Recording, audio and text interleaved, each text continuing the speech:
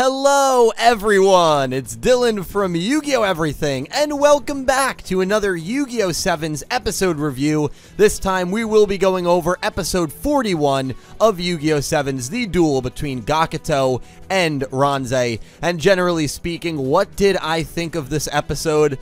To be completely honest, I absolutely loved it. This was just a really well done episode in my opinion, and I think the first two episodes of this new arc have been really good.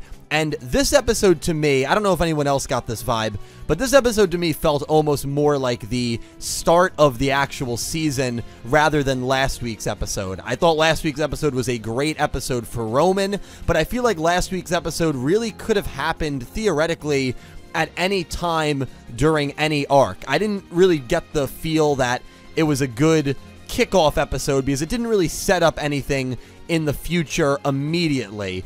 Yes, it was very good for Roman's character. It was good to get Princess G involved in the storyline, and I think we will see her back in the show relatively soon, but I felt like it didn't necessarily need to be the first episode of the arc, especially when comparing it to this episode, because this episode gave us information on maximums. It gave us the confirmation of a tournament arc, which is really exciting. And it gave us a lot of kind of ambiguous moments. We don't really know what Goha's angle here is, which kind of alludes to the whole maximum and hosting a tournament.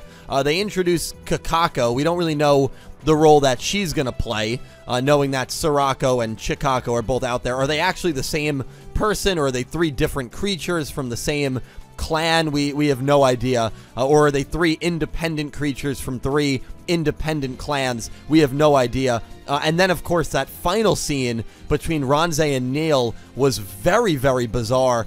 And so I almost don't even know where to start, but I guess I'll start at the beginning of this episode, where maximum monsters have been confirmed to be printed in a set. It's that classic, oh yeah, I heard from a friend of a friend, or I heard from, yeah, my cousin's girlfriend's brother got that surgery done. You know, I don't know why I said surgery, but you know what I mean. We've all heard that word of mouth dialogue before, where you don't really have proof of seeing it yourself, but you've heard that it happened. I do believe that it probably did happen, and the fact that maximums are going to be in this world, potentially now at will, is actually kind of terrifying.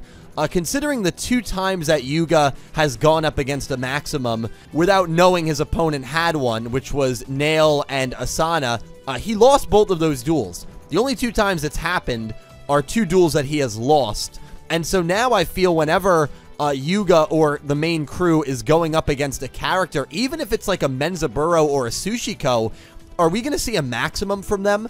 How many different types of maximum monsters have been printed? How is Goha even able to make maximum monsters? But there were two things that Goha did in this episode that seems to suggest that they are viewing rush duels as legitimate, obviously for an ulterior motive.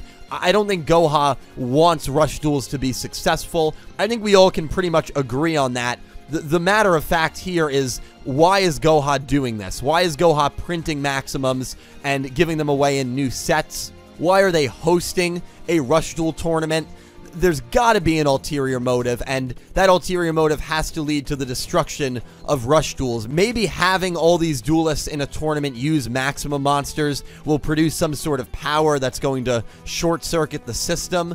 I don't really know, but I do think that there is a link between mass production of maximums and now hosting a tournament, almost trying to encourage the usage of these maximum monsters. So I don't know what Goha's angle here is, but it definitely has to do with destroying rush duels through mass production of maximums and hosting a tournament. And we've seen tournaments used for nefarious reasons. I remember Season 3 of GX when Viper came along and all the duelists had those duel bands that was actually draining the energy, and I'm pretty sure giving it to Yubel because Yubel promised to resurrect his son. So we've seen tournaments used for nefarious purposes before in Yu-Gi-Oh! And I have a feeling that we are going to be seeing that again. But the fact that we are getting a tournament is really cool. Also, at the very beginning of this episode, something I haven't even touched on yet, Mimi, as Mr. Goha, receives a really weird book that looks like it was done by a 5-year-old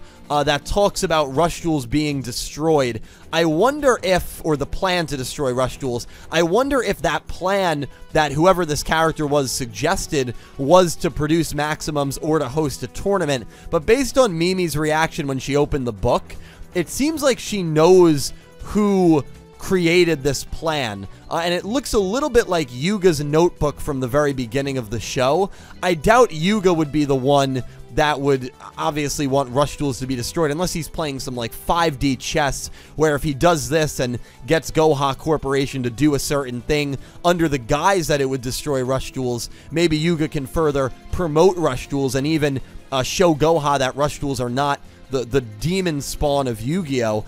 So I don't know if Yuga was the one that sent in this book, but just based on Mimi's reaction, it seemed like she knew or was at least very surprised by the suggestion as to what or who created this notebook. So any theories on that, please let me know down below.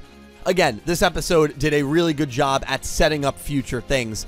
We haven't even talked about Gakuto and Ranze yet, but the dialogue and the exchanges between them were very interesting and very well done. I gotta tell you, I was completely wrong on my initial vibe when it came to Gakuto. I liked Gakuto early on in this show, but I really thought he was gonna be kind of more of like a Naoki character from Vrains or a Shingo from Arc 5. But more of a comedic and not as D-bag Shingo version, if that makes sense. Shingo is a little bit of an arrogant, maybe Shingo's not the best comparison, but a character whose main purpose was comedy and not actually dueling and not really growing. I mean, Naoki didn't really grow as Vrains went on, and I thought that Gakuto was solely going to play that sort of role in this show, even losing his first 2 duels to Yuga and Roman. It just seemed like that was going to be the role that he was destined to play. But he had a very good arc in Goha 6th, beating Galliant, and this was another really great character episode for Gakuto. I gotta tell you, out of all of the characters in Yu-Gi-Oh! 7s, there's a lot of really good ones that I like. Gakuto has been the most surprising to me in terms of how much I truly do just love him 41 episodes through the show. I never would have envisioned Gakuto being this sort of character, especially for me, and not really loving the more comedic characters. You know, Yugo from Arc 5 is a big fan favorite, and I never really connected with him. He was a little too goofy for me, but there's just something about Gakuto that I absolutely love, and he has been an absolute pleasant surprise and a gem, really, in this show. And seeing how upset he was, even at the end of this episode, actually made me a little sad, because I felt like there really wasn't, he even said it himself, it was inevitable. There was nothing that he could have done. And I want to talk a little bit about Ranze's behavior, because Ranze is also a character that, until this episode, I was kind of indifferent on. I thought that her gimmick was pretty hilarious, but I didn't really think there was anything deeper than that. But to even see the internal struggles that she's been going through during the events of Sevens and in this duel was really interesting. And obviously, she's dueling, trying to graduate. Her methodology of doing it is wrong, in my opinion. She's really just being a very immature, in my opinion. But I wonder if it was calculated immaturity. I wonder if she was being that immature because she wanted Gakuto to almost disown her. Because we learn at the end of this duel that whether she wins or loses, she's leaving the Sogetsu-style clan. She's leaving Gakuto. She's no longer going to work under Gakuto. And so it's almost like she was trying to paint this false image of her as being this really mean person to try and get Gakuto to say, you know what, I really don't even want you working for me. Although Gakuto's not that kind of person, and she even realizes it at the end of the duel. So I'm not sure if that was the angle that she was playing in this duel and really in this episode, or if she really, as Renosuke said, her twin brother, she just kind of lost her mind and really just doesn't know what she wants. And I think we kind of even see that multiple times in this episode, that she's very confused about what she actually wants and is almost distorting this fake ideal of being the main protagonist of the show, or of her own show and of her own life, versus what reality is. There's even a comment where she makes, where she's like, is this reality, as Gakuto is starting to combo off his turns and, you know, ends up winning the duel. Whether it was for the angle of trying to get Gakuto to dislike her because she just wanted to leave Sogetsu, you know, it was immature. It just was. And we have to remember, we have to take a step back and say, well, these are elementary school kids. This is something that I probably would have done something like this in high school. I mean, I am completely different, especially on a maturity level, at the age of 26 than I was at the age of 16. And then I was at the age of 6. I mean, it's not even comparable ever. And I'm sure when I'm 36, I'll have a different maturity level than 26-year-old self right now. Like, we grow and we usually get more mature. Some people don't. Some people stay immature. I mean, I know people who are, you know, I graduated with that are more immature than people in Yu-Gi-Oh! Sevens, so I'm not saying that that's a consistent thing. But I don't know, Ranze's behavior was very fascinating to me in this episode, and I'm a little worried for her because the ending scene was brilliantly done. The ending scene was brilliantly done, right? She goes to Nail, which was very unexpected, and says, I will do whatever you want me to do. I will be your servant. I am indebted to you. You know, whatever she said. I can't remember the exact words. And there's a lot to take from this scene that I did not notice the first time I watched it. The first thing to point out is how angry Sebastian looks. You can see Sebastian in this shot, and he looks infuriated. Almost like, how dare you come here, or how dare you betray Gakuto, who I know is a man of value and ethics and moral, and you betrayed him or left him to try and come to us and bother us with your nonsense. I mean, Sebastian is incensed in this scene. Nail says, this isn't in my providence. And the other aspect of it that I didn't notice at first is Ranze is wearing her Sogetsu style outfit.